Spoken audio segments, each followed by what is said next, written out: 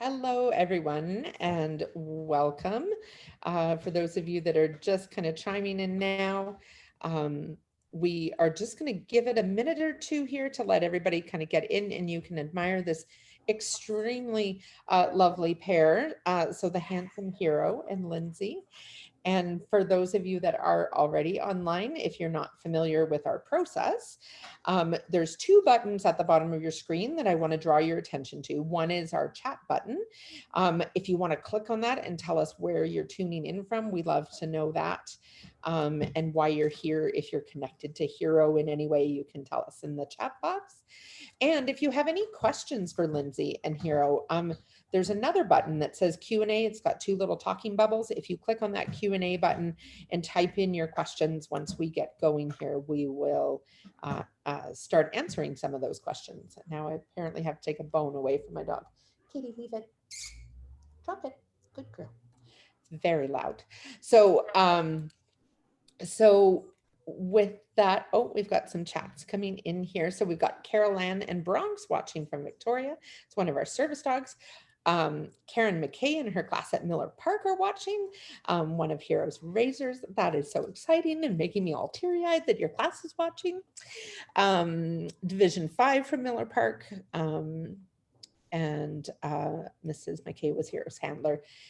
She's a teacher at our school. So very cool that a dog that spent time in schools and puppy raising is now placed in a school. So with that, we are going to, oh, and Heather Cochran is here, Heather's first raiser, and Shelly, who puppy raised Prudence, who is Hero's sister.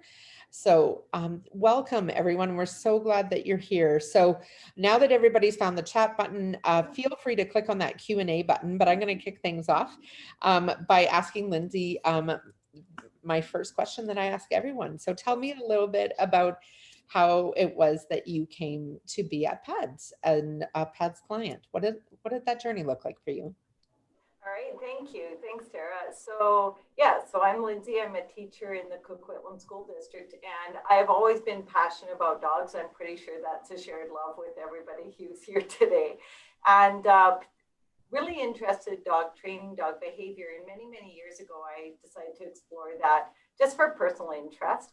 And it actually led me out of country and as far as India, actually, for dog training and dog behavior, and down in Palm Springs.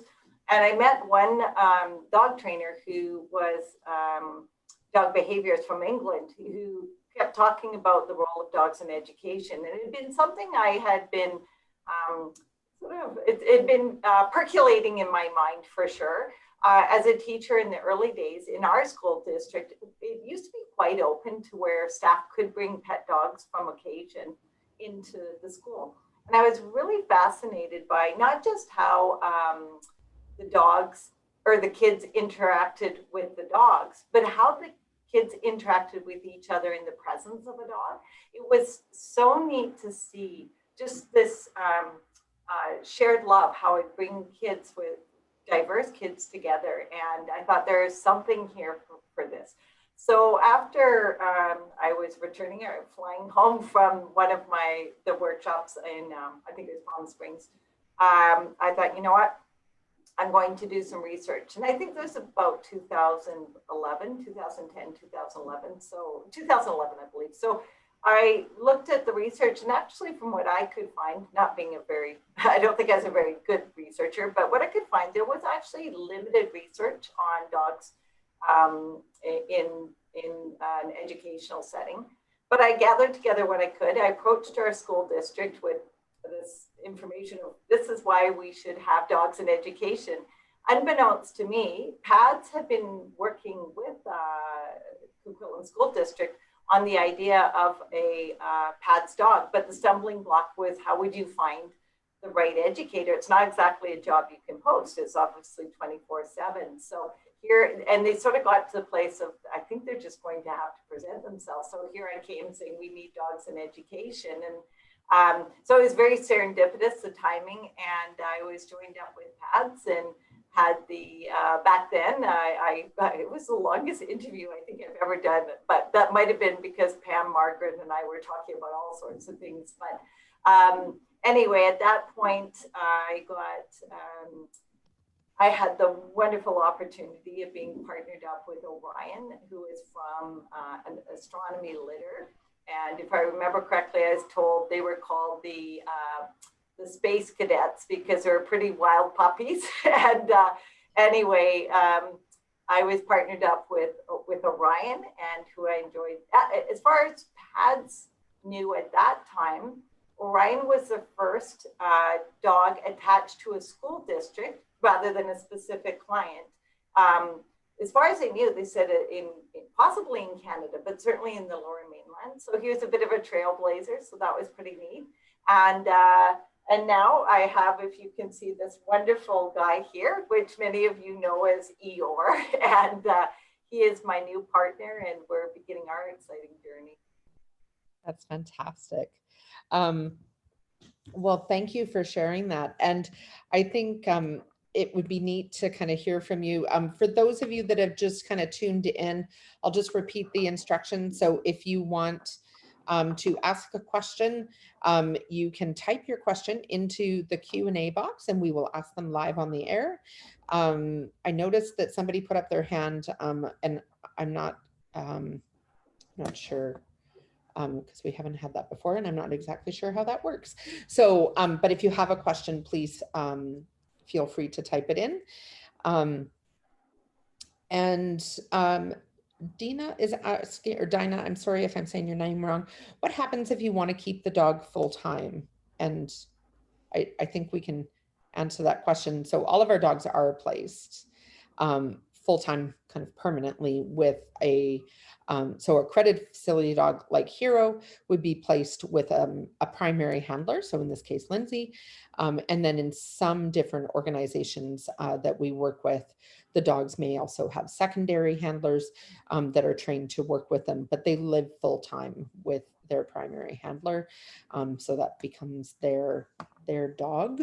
PADS retains ownership of all of our working dogs throughout their working career. And part of that is just our commitment to the team to ensure that the well-being of the dogs, a lot of investment has gone into them. But it's also a way of us saying to the clients, like, we're your partners in this. This is not like, you come down to a shelter and adopt a dog and take it home and then do whatever you want with it, that it's an ongoing partnership and relationship that we have. So, and then when the dog retires, we would adopt that dog out to its primary handler, or if that placement is not going to work, then we would help support finding that lovely retirement soft landing. So that usually is more the case with our service dog clients where they're looking for a successor dog. But yeah, so that's our dogs are placed full time. So I hope that answered your question. Can I take a moment and talk about what Hero and Orion do in the class? I would love that. Yeah, please jump in. Yeah, so I'll go back to the early days with Orion. So what I learned really quickly from teaching was that dogs can really make a difference. And again, having a service dog or an AFD in this case, is just so foundational, fundamental, and really providing the best support for students. But what I found is just the sheer presence of dogs in the classroom or in the school can make a profound impact on students, helping them navigate challenging emotions or behaviors, work through experiences that they may need that. As I mentioned before, I found really early that dogs were a great social conduit for kids. They really brought kids together, which was really neat to see how you could have kids. I started with Orion in middle school, and you have pretty distinct social groups. And it was amazing how dogs would just break those social barriers down and bring those kids together.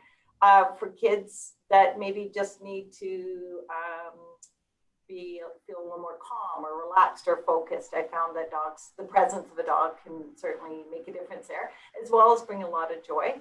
I also started with Orion, developing lessons to integrate the dog in that Orion, and of course now Hero, but with intention. So another besides dogs, one of my passions in teaching for many years has been social emotional learning. And we know the research certainly says that when we have these sort of life skills, these core capacities, we refer to them as core competencies in our province now.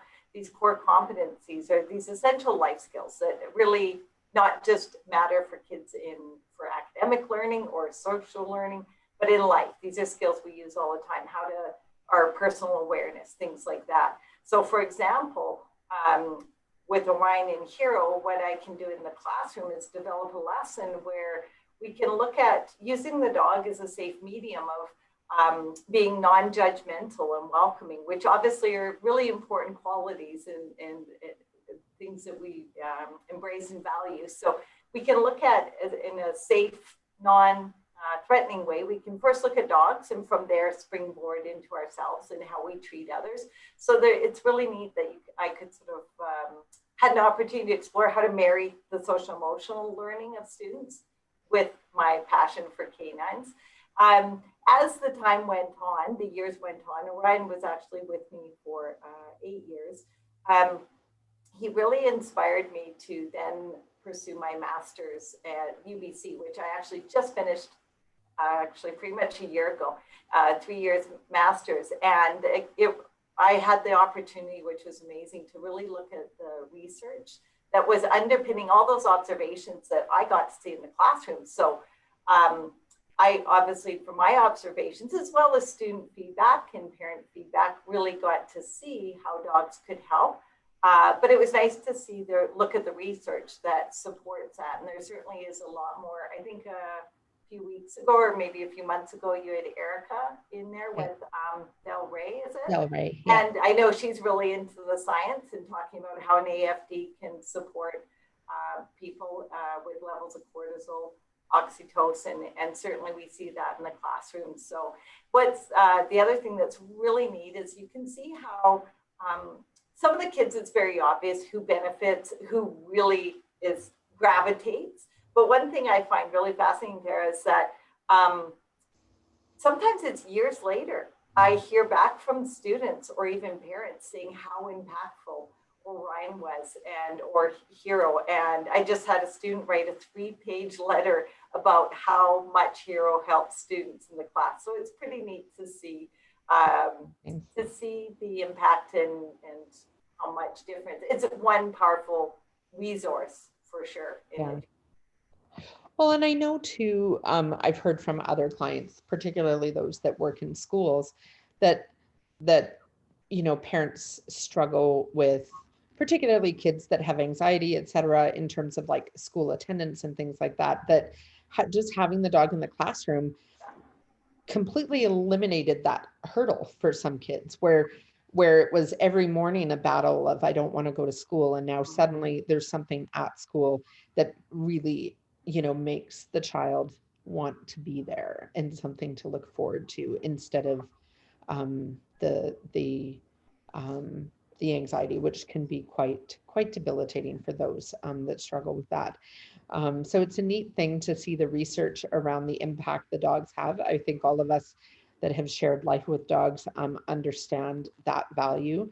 But I think in that educational setting, it's particularly fascinating to watch the impact it has on learning and just even that kind of like non-judgmental friend, like in the younger grades where we see, kids learning to read, that reading to a dog is so much less pressure than reading to a human, right? And so some of that fluency comes out in that kind of context.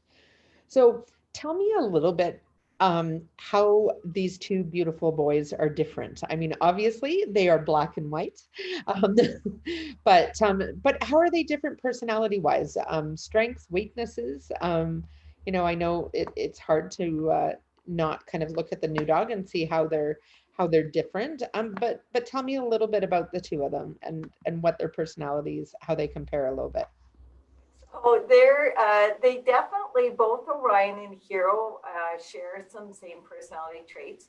Actually, typical of most dogs, and one of my favorite things about Pat's dogs is with the cape on, that self-regulation, they're very serious. Hero is a whole new level of seriousness. Orion was very, very serious, but he would definitely, I used to call it drive-by licking, where he'd try and sneak a kiss at a student as he passed their desk. Hero takes it very, very serious. And sometimes it's like, I can't wag my tail. I need to focus. That, not to say he's unhappy. That's just his personality. He is a serious guy with his cape on. Both of them, and I think this speaks to the beauty of the PADS training. When you take that cape off, it's a whole different personality. And certainly at times when they're out playing, I've had people comment who obviously don't know they're PADS dogs because they're without their capes, say, oh my gosh, do they ever calm down? And then when they're working, I have people going, oh my gosh, do they ever like run or play? And it's, Yeah. yes, absolutely. And what a great way, again, is a great avenue to help kids, especially younger grades, look at work versus play and that ability to self-regulate.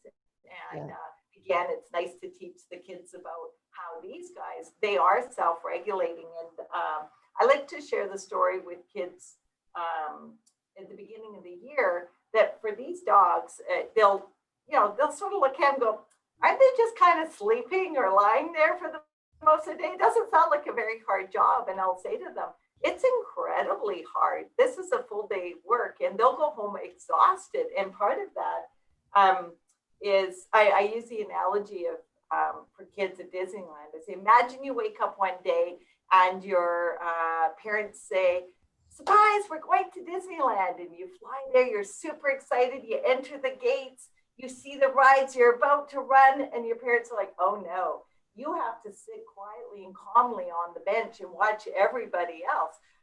This school can be, hi buddy. He's like, Disneyland? Did you say Disneyland? He's for the PADS dogs, this can be their Disneyland. They'd like nothing more than to run around and play, but of course they know that they need to work and be calm and serious and give that calm energy. So do they have an opportunity to play and do? Of course. And that's a beautiful thing that you get to see for sure with the training. And I think the important thing too is that I think sometimes people think that the reason they're serious when the cape is on is because their true nature has been suppressed in some way. And I don't think it's that at all. I think it's very much like us, like, when we go and hang out, at the pub or whatever with our friends after work, when we used to do that, and that was a thing.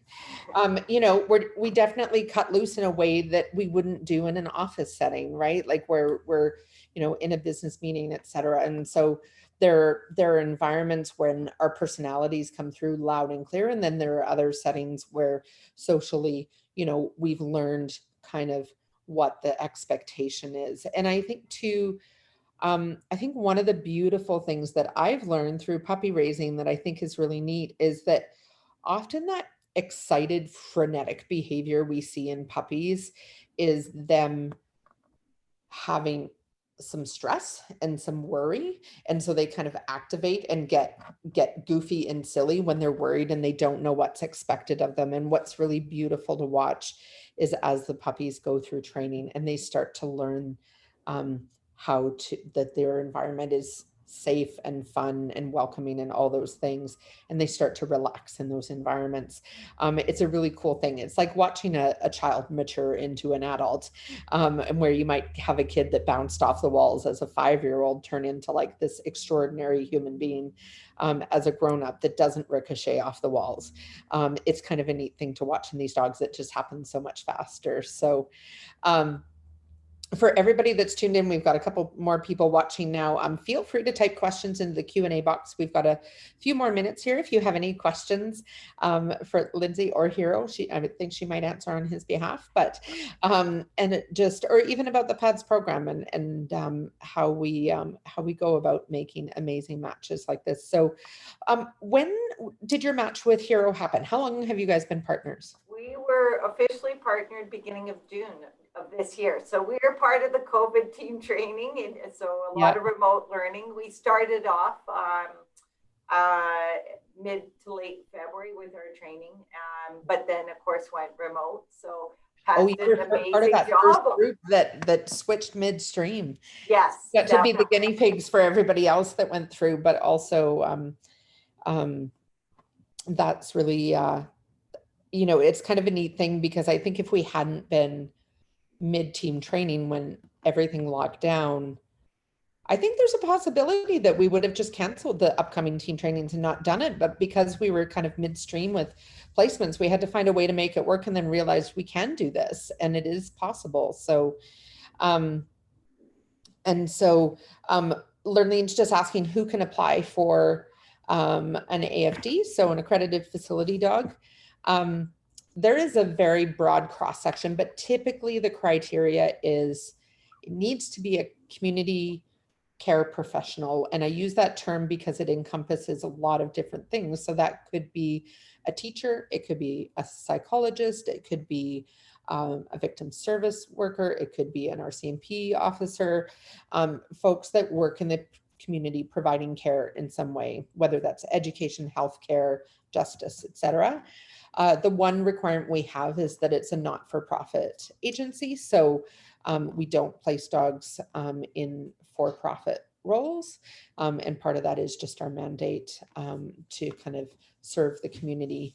And certainly because our dogs are sponsored by donors, et cetera. So that's kind of the main criteria. And then sometimes the applications come from individuals and sometimes they come through agencies, right? So whether it's a district or a school that applies and then identifies a handler, or whether it's initiated by the handler themselves. So we've done both. So yeah, so there's a lot of different ways, but basically the criteria is the dog has to serve the community in some way, and then is partnered with the person as their handler. So Carol Ann is saying, I'm assuming Orion is retired.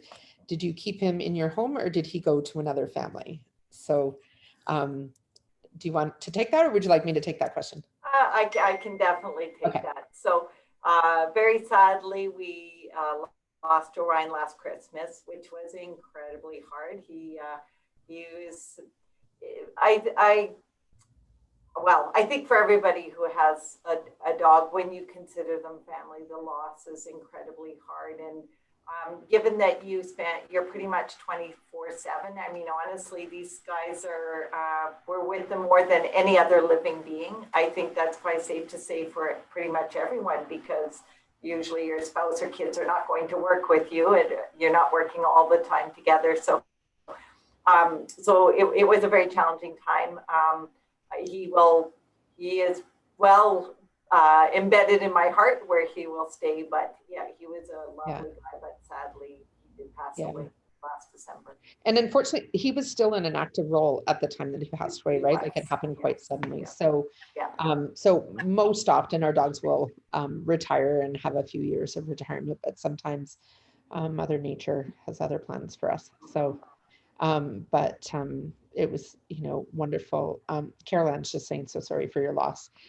Orion was a playmate of her dog Bronx at Sue Woodard's home. So I am so sorry. Oh, yeah. So can I just say, so Sue Woodard, yes, and I've met Bronx, and I just want to say too that I one thing with pads and having an AFD or a service dog is this whole community and family that comes from being connected with pads.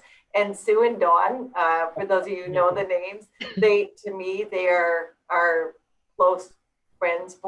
They are like family to me, and they just mean the world to me. It's amazing those connections that come, and I know they were super close with Orion, and I know they're looking forward to meeting Hero one day.